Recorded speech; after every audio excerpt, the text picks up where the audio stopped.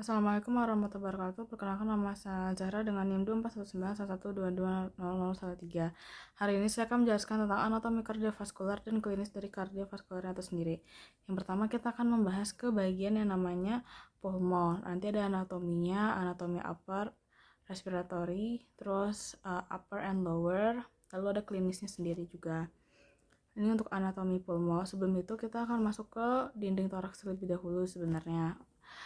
Jadi kita perlu tahu bahwa toraks itu dibentuk oleh 12 pasang iga atau kosta dan dikuatkan oleh muskulus interkosta. Nah, inter itu artinya di antar kosta ya. Saat bayi, kosta itu masih sedikit miring dan semakin tambah usia, maka dia akan semakin miring. Kosta perempuan biasanya lebih pendek daripada kostanya laki-laki. Nah, jika traumatik kosta 3 sering mengganggu pernafasan, seperti itu. Nah, ini kita akan masuk ke namanya anatomi dari paru-paru itu sendiri. Nah, kalau secara anatomi, sama pernapasan itu dibagi atas pernapasan bawah sama atas. Kalau fisiologi itu ada konduksi dan bagian respiratory. Nah, pertama-tama itu sebenarnya kita akan masuknya ke mediastinumnya terlebih dahulu. Nah, untuk mediastinum terlebih dahulu, mediastinum itu adalah pemisah atau partisi tengah yang lebar yang memisahkan dua kavitas pleuralis di sisi lateralnya. Mediastinum membentuk dari sternum sampai corpus vertebrae dan dari apertura thoracica superior sampai diafragma. Untuk tujuan-tujuan organisasi mediastinum dibagi dua. Nah, mediastinum superior dan inferior. Inferior itu dibagi tiga, anterior, medial, sama posterior. Nah, untuk mediastinum superior sendiri itu ada timus, trachea, esophagus, ductus, thoracic, busur aorta, vena superior, vena cava, brachiocephalica, left superior intercostal. Untuk saraf ada saraphagus, phrenicus, left recurrent, laryngeal, limfatik, serta arteri dan vena cava lainnya. Kalau mediastinum anterior inferior, dia itu sisa timus dan kelenjar getah bening. Nah, mediastinum medial inferior itu ada saraf phrenic, jantung, perikardium, aorta naik, truncus pulmonalis, vena cava superior, serta arteri perikardiokoprenik. Nah, untuk mediastinum posterior inferiornya, aorta thorax turun, vena hemiazygos accessory, ductus thoracicus, cisterna cili, esophagus, plexus esophagus, saraphagus, serta saraf splenic besar, sedang, dan kecil. Seperti itu. Nah, lalu kita akan masuk ke bagian yang namanya pulmo. Nah, pulmo ini sendiri. Nah, untuk pulmo itu sendiri, jadi akan dibagi tadi kan anatomi dan fisiologinya. Nah, ini kita akan masuk ke struktur dari anatominya ini sendiri. Nah, di sini ada namanya pleura visceralis. Dia itu yang kalau visceralis itu dia itu yang dia langsung ke parunya gitu, dia nempel di parunya. Sedangkan kalau yang parietal dia itu yang di bagian luar, namanya juga parietal ya. Jadi dia itu dia nempelnya di luarnya gitu. Nah, ini ada namanya cavitas pleura gitu kan, yang itu namanya cavitas pleura gitu. Plus ada cairan pleuranya juga. Nah, di sini tuh ya bisa terjadi namanya efusi pleura, jadi cairannya itu naik gitu. Begitu. Nah, next. Nah, ini adalah batas-batas dari paru-paru itu sendiri. Jadi kalau misalnya ini ada ini kita lihat dari lateral view-nya. Nah, kalau yang di bagian kanan itu parunya jauh lebih gede, guys, teman-teman. Jadi parunya itu ada fisuranya itu ada dua gitu, ada horizontal sama obliqua. Horizontal itu yang dia horizontal, obliqua itu dia oblik kan, dia pasti miring kayak gitu. Nah, di situ ada di atasnya tuh, ini di atasnya ini dia tuh kalau yang apex itu di atasnya clavicula kita di sini ya. Kayak gitu. Ini ada lobus superior yang di nomor 2, terus nomor 3 itu yang visura horizontalis pulmonalis. Nah, sedangkan yang garis kayak miring gitu nih yang obliqua. Nah, di tengahnya itu lobus mediusnya. Gitu. Lalu yang paling ini namanya basis pulmonalisnya gitu. Nah, yang ini adalah lobus inferiornya gitu. Nah, ini kalau yang satunya ini dia visuranya cuma satu. Jadi cuma visura obliqua. Jadi dia itu yang di atas itu apex gitu kan. Terus bawahnya dia superior, apex terus lobus superior, terus bawahnya lobus inferior gitu. Cuman dua aja. Nah, next setelahnya itu ada namanya hilum. Hilum itu tempat itu nanti keluar masuknya si vena arteri gitu, vena masuk ke jantung kayak gitu. Nih, vena masuk ke jantung kayak kumpulan dari lubang-lubang yang dilewati sama pembuluh darah gitu. Nah, di sini ada tempat bronkus, ada vena sama arteri seperti itu. Nah, ini anatomi dari trakea itu sendiri. Ini ada bifurcatio tracheae di sini. Dia kalau dari dalam namanya carina ya. Kalau tidak salah. Nah, ini ada bronkusnya sama ada bronkus lobarisnya, dia kayak gini, kayak bercabang-cabang gitu. Nih, itu yang superior. Nah, yang di bawahnya ini inferior, dia pokoknya kayak cabang kecil-kecil seperti itu. Nah, sekarang kita akan masuk ke yang fisiologisnya lah. Nah, dari lubang hidung sampai bronchiolus terminalis disebut dengan area konduksi. Nih, area konduksi yang bagian atas ini. Terus dia tuh area konduksi itu maksudnya area penghantar. Sedangkan dari bronchiolus sampai alveoli disebut area respirasi. Nih, respirasi nih. Bronchiolus respiratory sampai alveoli itu disebut area respirasi atau tempat pertukaran gas. Nah, dari trakea sampai bronchiolus banyak mengandung supporting cartilage atau tulang rawan yang berfungsi menjaga agar jalan nafas tetap terbuka. Nah, dari bronkiolus sampai bronkiolus terminal lebih banyak mengandung otot polos untuk regulasi aliran udara gitu. Jadi dia lebih banyak otot polosnya. Oke, kita next. Nah, ini sebenarnya otot tambahannya itu kalau pada saat dia berinspirasi. Nah, tambahannya itu apa? Itu pokoknya dia pada saat berkontraksi saat inspirasi kuat aja gitu. Itu ada sternocleidomastoideus di sini. Terus ada otot inspirasi utama berkontraksi setiap inspirasi relaksasi menyebabkan ekspresi pasif, ada diafragma yang dipakai. Kalau untuk ekspirasi dia itu berkontraksi hanya ketika ekspirasi aktif aja, itu ada otot intercostalis interna seperti itu. Nah, untuk inspirasi sendiri itu maksudnya udara masuk, ekspirasi itu udara keluar. Nah, sekarang untuk klinis respiratornya sendiri. Ini ada infeksi atau ISPA ya, infeksi saluran pernapasan gitu. Kayak ada flu ya, ada faringitis, ada pneumonia, ada infeksi paru, biasanya itu di alveolus, ada tuberkulosis, ini infeksi kronis oleh Mycobacterium tuberculosis, ada obstruksi saluran pernapasan, kayak ada asma, itu kayak penyempitan bronkiolus karena inflamasi dan spasme otot polos kayak gitu. Terus ada penyakit paru obstruktif kronis dan ada laryngospasme atau edema laring. Kalau ada misalnya gangguan pulmo, ada pneumotoraks, ada efusi pleura, yaitu tadi efusi pleura itu. Jadi itu bisa ada udara atau darah kayak gitu. Terus ada fibrosis paru, penebalan jaringan paru-paru, menghambatnya difusi gas. Nah, kalau kelainan anatomi itu ada deviasi septum hidung, dia penyimpangan dinding pemisah rongga hidung, akhirnya mengganggu aliran udara. Ada tracheomalacia, dia itu kelemahan dinding trakea menyebabkan kolaps saat bernapas. Seperti itu. Ini ada yang gangguan pertukaran gas, acute respiratory distress syndrome, kerusakan alveolus menyebabkan hipoksemia berat. Emboli paru itu sumbatan pembuluh darah paru oleh bekuan darah atau trombus. Kondisi gawat napas itu ada dyspnea, dyspnu. Dia itu napas pendek atau sulit bernapas. Ada hipoksemia dan hiperkapnia. Hiperkapnia itu kadar oksigen rendah atau karbon dioksidanya tinggi dalam darah. Kalau gagal nafas, itu kondisi saat paru tidak mampu memenuhi kebutuhan gas tubuh lagi. Nah, sekarang kita akan masuk ke bagian anatomi core ya. Anatomi core atau core itu anatomi dari jantung itu sendiri. Nah, ini ada jantung anterior dan posterior ya. Nah, untuk jantung itu sendiri kita akan membahas yang pertama itu dari yang namanya mediastinum dari perikardium. Lapisan yang melindungi jantung adalah tuh perikardium. Nah, perikardium itu adalah suatu sakus fibroserosum yang mengelilingi kor dan radiks pembuluh darah besar. Terdiri dari dua komponen perikardium, ada fibrosum sama serosum. Kalau perikardium fibrosum itu jaringan ikat padat lapis bagian luar yang membatasi mediastinum medium.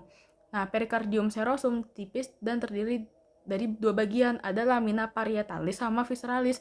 Kalau yang parietalis itu permukaan dalam fibrosum. Kalau lamina visceralis atau epikardium, dia perikardium serosum melekat pada cor dan membentuk pelapis luarnya. Nah, ruang sempit yang terbentuk di antara dua lamina perikardium serosum ini berisi sedikit cairan disebut dengan cavitas perikardialis gitu. Nah, ruangan potensial ini memungkinkan gerakan cor yang lebih tidak terhambat. Nah, lamina parietalis perikardium serosum itu bersinambungan dengan lamina visceralisnya di sekeliling radiks pembuluh-pembuluh darah besar. Refleksi perikardium serosum berada di dua tempat, yang satu di superior ngelilingin arteriae, aorta, dan truncus pulmonalis, yang kedua lebih ke posterior mengelilingi venae, vena cava superior dan inferior, dan venae pulmonales.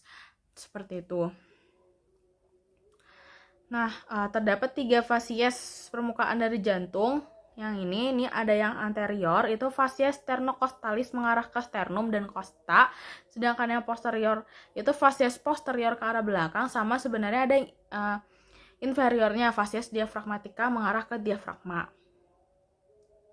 Nah, untuk ini saya akan mengasih tahu tentang istilah-istilahnya. Nah, kalau epikardium itu istilah klinis, nama anatomi lamina visceralis perikardi serosi, lapisan paling luar pada permukaan jantung, pada dasarnya sudah menjadi bagian dari perikardium karena menjadi lapisan visceral perikardium serosum. Membran serosa satu lapis epitel gepeng dengan jaringan ikat di bawahnya. Nah, miokardium lapisan tengahnya. Lapisan tengah, makanya dia kan ada epikardium, miokardium, sama endokardium. Nah, miokardium itu yang di tengahnya. Dia itu bagian yang paling tebal di dinding jantung. Dia penggerak untuk aksi pompa jantung, susunan serabut otot yang kompleks. Sedangkan kalau endokardium itu lapisan terdalamnya, lapisan organ rongga-rongga jantung dan melapisi kuspis serta kantung-kantung katup jantung. Satu lapisan epitel gepeng dengan lapisan subendotel dari kolagen dan serabut elastis. Kedua lapisan ini berlanjut menjadi intima pembuluh darah. Seperti itu.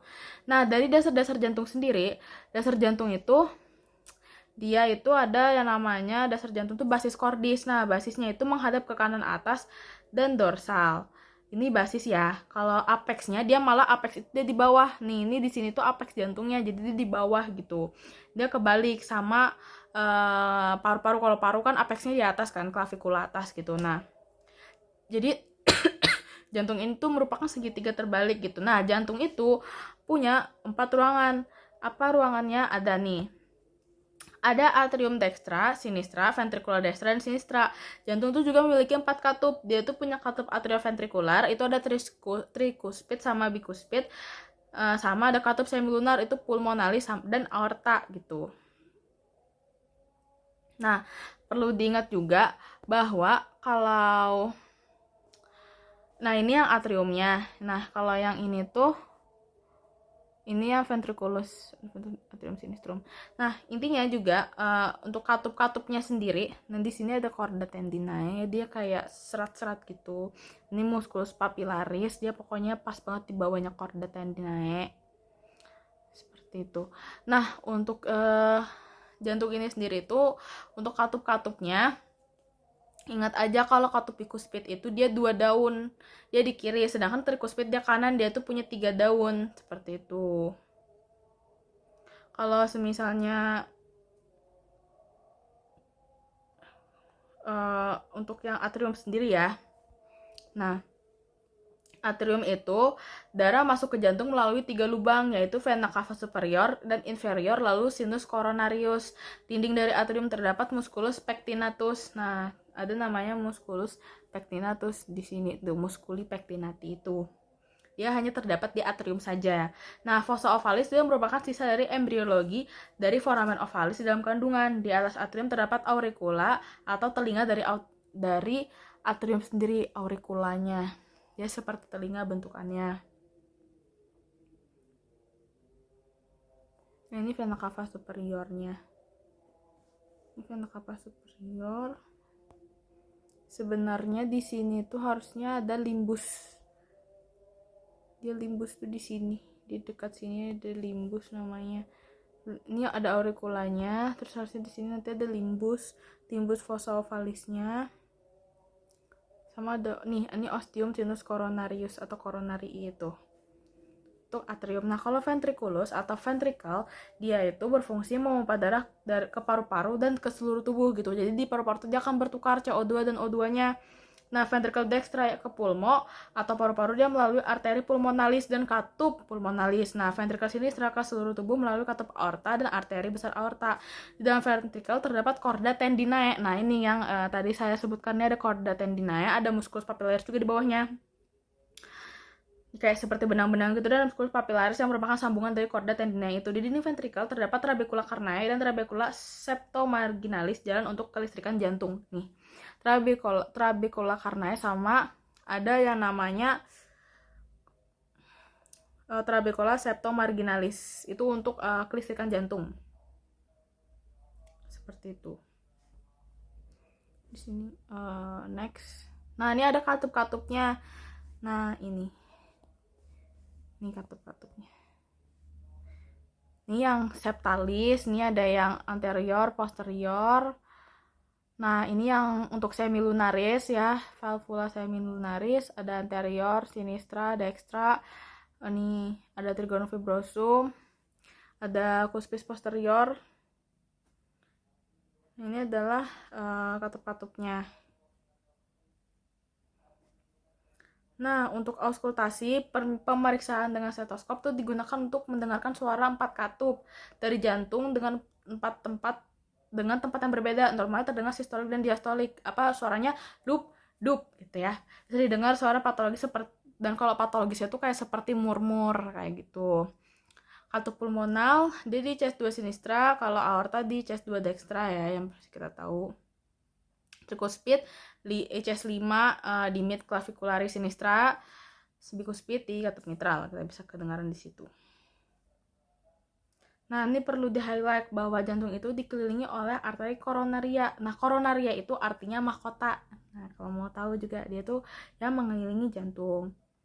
Nah, arteri koronaria dextra dan sinistra itu keluar dari aorta ascendens inferior gitu. Nanti darah balik atau vena pada jantung yang nanti akan bermuara ke sinus coronarius di belakang dari jantung dan masuk ke atrium.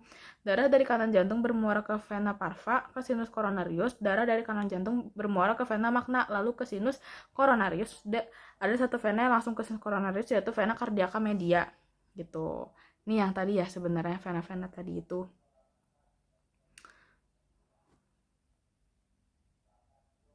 Nah, baik, sekarang kita akan masuk ke bagian klinisnya. Nah, ada yang namanya klinisnya itu gagal jantung. Nah, apa sih definisi dulu dari gagal jantung itu? Gagal jantung itu kondisi klinis kompleks di mana jantung itu tidak mampu memompa darah dalam jumlah yang cukup untuk memenuhi kebutuhan metabolik jaringan atau hanya mampu melakukannya dengan tekanan pengisian yang tinggi. Gitu. Nah, penyebab atau etiologinya itu apa? Gagal jantung kiri. Nah, itu gagal jantung kiri itu bisa karena hipertensi, penyakit jantung iskemik, misalnya infark miokard gitu. Infark miokard ini berkasis ya dia. Kelainan katup stenosis atau regurgitas mitral atau aorta kardiomiopati. Stenosis itu berarti dia tuh ada penyempitan. Nah, kalau gagal jantung kanan itu biasanya akibat dari gagal jantung kiri, penyakit paru kronis, cor pulmonale, hipertensi pulmonal, penyakit katup tricuspid. Untuk penyebab umum lainnya itu kayak aritmia fibrilasi atrium. Terus anemia berat dari penyakit tiroid, lalu miokarditis gitu. Lalu untuk pemeriksaan jantungnya bisa EKG seperti itu. Nah, sekarang kita akan masuk ke namanya tetralogi of Fallot. Nah, tetralogi of Fallot ini ada kelainan jantung bawaan kompleks dari 4 komponen anatomi gitu. Nah, yang pertama ada stenosis pulmonal, penyempitan keluar ventrikel kanan menuju arteri pulmonalis. Ada defect septum, ventricle FSD, ada aorta overriding atau aorta itu berada di atas septum dan menerima darah dari kedua ventrikel. Nah, kalau misalnya hipertrofi ventrikel kanan itu akibat beban tekanan dari stenosis pulmonal. Jadi tuh dia ada penebalan dinding ventrikel itu sendiri kayak gitu. Terus untuk etiologinya itu atau penyebabnya itu terjadi gangguan perkembangan konotrukal saat embriogenesis. Biasanya berkaitan dengan kelainan genetik seperti sindrom di George ya. Itu genetik, dari genetik begitu. Nah, lalu setelah itu kita akan masuk ke paten ductus arteriosus atau PDA. Nah, PDA ini tuh kegagalan penutupan ductus arteriosus, yaitu saluran antara aorta dan arteri pulmonalis yang seharusnya menutup segera setelah lahir, kayak gitu. Terus ada yang namanya ventricular septal defect atau FSD. Nah, itu definisinya FSD adalah kelainan jantung bawaan berupa lubang pada septum ventricle yang memungkinkan aliran darah dari ventricle kiri dan kanan. Nah, lalu ada namanya mohon maaf tadi yang FSD ya. Yang kalau yang ini yang ASD, atrial septal defect. Itu defect itu ada ASD adalah kelainan berupa defect pada septum atrium memungkinkan darah mengalir dari atrium kiri ke atrium kanan, seperti itu. Nah, mungkin sekian dari saya yang bisa saya jelaskan. Mohon maaf jika ada kesalahan. Wassalamualaikum warahmatullahi wabarakatuh.